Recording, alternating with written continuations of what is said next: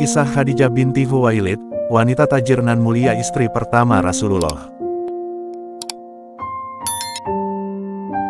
Mekah, tahun 68 sebelum hijrah atau bertepatan dengan tahun 555 Masehi adalah tahun yang istimewa bagi keluarga Khuwailid bin Asad.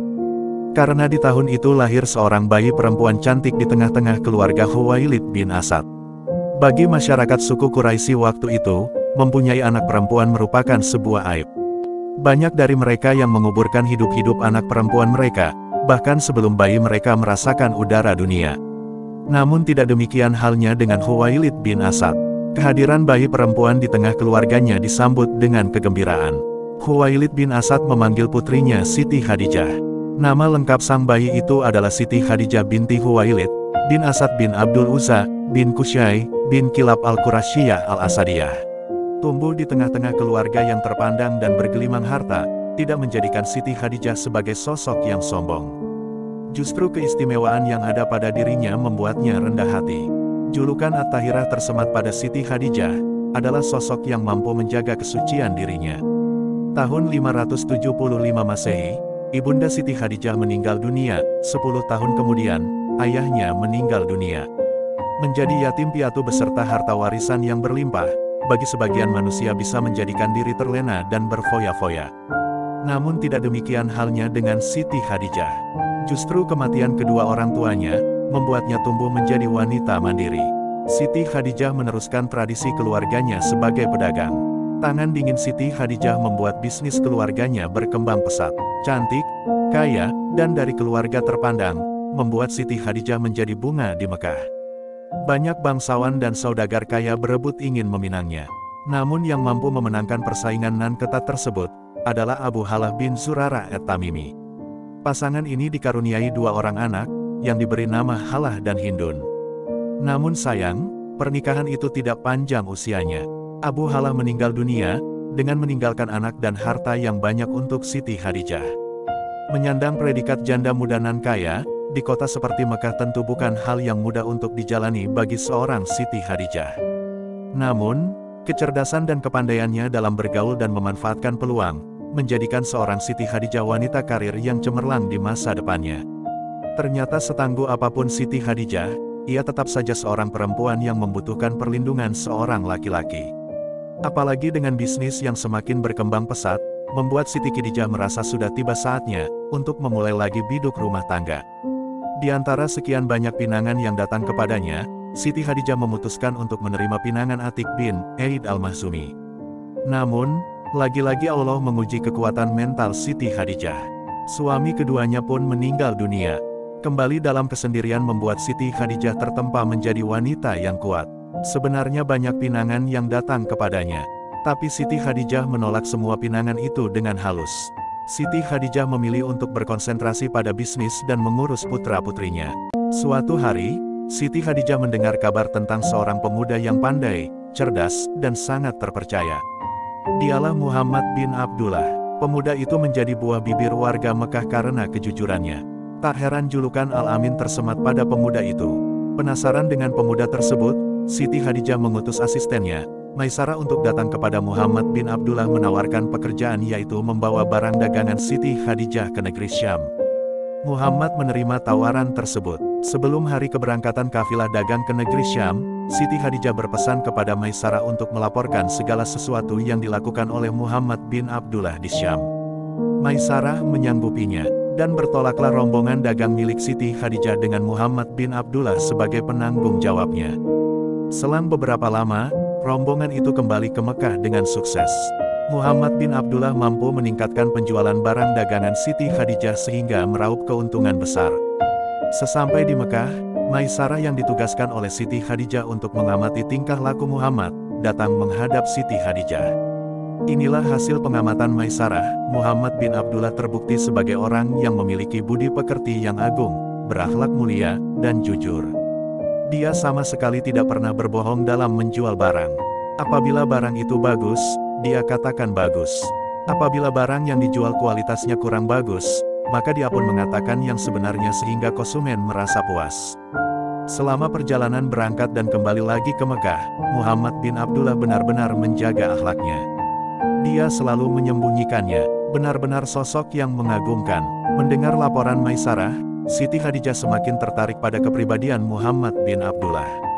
Siti Khadijah mempunyai harapan lebih kepada Muhammad bin Abdullah. Melalui perantara Nafisah binti Muniyah, Siti Khadijah mengungkapkan keinginannya untuk bisa mengenal lebih dekat dengan Muhammad bin Abdullah. Nafisah binti Muniyah mafhum dengan maksud Siti Khadijah. Nafisah binti Muniyah kemudian mendatangi Muhammad bin Abdullah dan terjadilah pembicaraan antara mereka. "Kenapa kamu belum menikah, Muhammad?" selidik Nafisah binti Muniyah.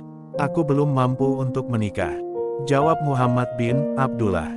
"Jika ada yang memenuhi kriteria sebagai istrimu, apakah kamu bersedia?" pancing Nafisah binti Muniyah. "Siapa wanita itu?" tanya Muhammad bin Abdullah. Kontan Nafisah binti Muniyah menjawab, "Siti Khadijah binti Khuwailid." "Saya bersedia jika dia bersedia," jawab Muhammad bin Abdullah. Tidak menunggu lama, Nafisah binti Muniyah mendatangi Siti Khadijah untuk mengabarkan berita gembira tersebut. Begitupun dengan Muhammad bin Abdullah. Beliau segera menemui pamannya, Abu Talib, untuk menyampaikan maksudnya meminang Siti Khadijah. Mendengar ungkapan dari keponakannya, Abu Talib menyetujuinya. Abu Talib, Hamzah, dan keluarga lainnya kemudian pergi menuju kediaman Amr bin Asad, sebagai paman dan wali Siti Khadijah untuk meminang Siti Khadijah. Dengan mas kawin 20 ekor unta muda, Muhammad bin Abdullah menikah dengan Siti Khadijah binti Khuwailid.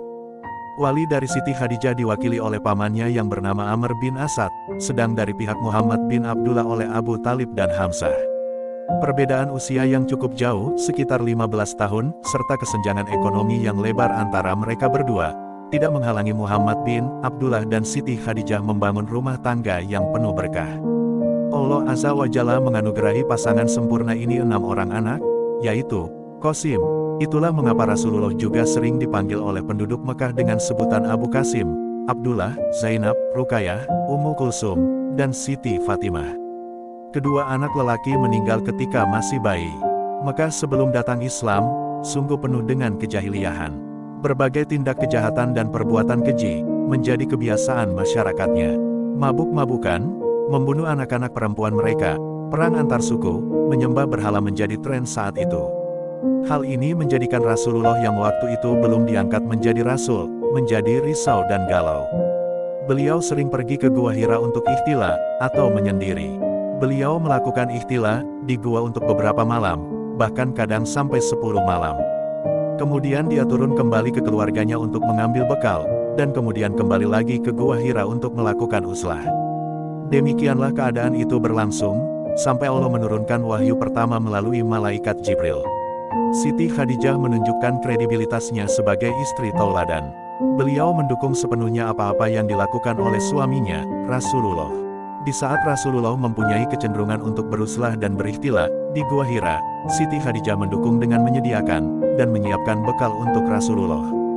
Hingga pada suatu hari, Rasulullah pulang dari Gua Hira dengan tubuh gemetar.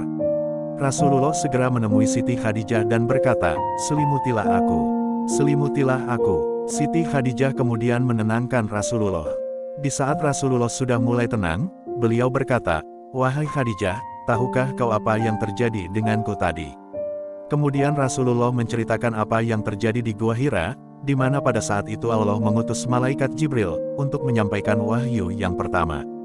Malaikat Jibril menemui Rasulullah dan mendekap beliau sambil mengucapkan, "Bacalah." "Aku tidak bisa membaca," jawab Rasulullah. Kemudian malaikat Jibril mendekap dia kembali dan berkata, "Bacalah." "Aku tidak bisa membaca." Rasulullah kembali menjawab. Untuk ketiga kalinya malaikat Jibril mendekap Rasulullah dan berkata, "Bacalah dengan menyebut nama Tuhanmu yang menciptakan. Dia telah menciptakan manusia dari segumpal darah. Bacalah, dan Tuhanmulah yang maha pemurah, yang mengajar manusia dengan perantaraan kalam. Dia mengajar kepada manusia apa yang tidak diketahuinya. Sungguh aku khawatir terhadap diriku sendiri, dari gangguan makhluk jin." Ucapan Rasulullah mengakhiri ceritanya. "Tidak, bergembiralah. Demi Allah, sesungguhnya Allah tidak akan membuatmu kecewa. Engkau adalah seorang yang suka menyambung tali keluarga, selalu membantu orang yang susah payah, menghormati tamu, dan membela orang yang berdiri di atas kebenaran." Siti Khadijah menghibur dan menenangkan suaminya. Ketika Siti Khadijah mendengar kejadian yang dialami oleh Rasulullah di Gua Hira, Siti Khadijah teringat dengan sepupunya, yang bernama Warakah bin Naufal, bin Asad, bin Abdul Uzza, bin Qusay. Warakah bin Naufal telah berusia lanjut dan kehilangan penglihatannya. Dia beragama Nasrani dan mampu menulis dalam bahasa Ibrani. Bahkan pernah menulis bagian-bagian Injil dalam bahasa Ibrani. Timbul niat Siti Khadijah untuk membawa suaminya kepada Warakah bin Naufal. "Wahai keponakanku, hal apa yang membawamu kemari?" bertanya Warakah bin Naufal kepada Siti Khadijah. "Wahai anak pamanku, dengarlah apa yang akan diceritakan oleh kemenakanmu ini," jawab Siti Khadijah, sambil menoleh kepada Rasulullah. Kemudian Rasulullah menceritakan kejadian yang beliau alami di Gua Hira.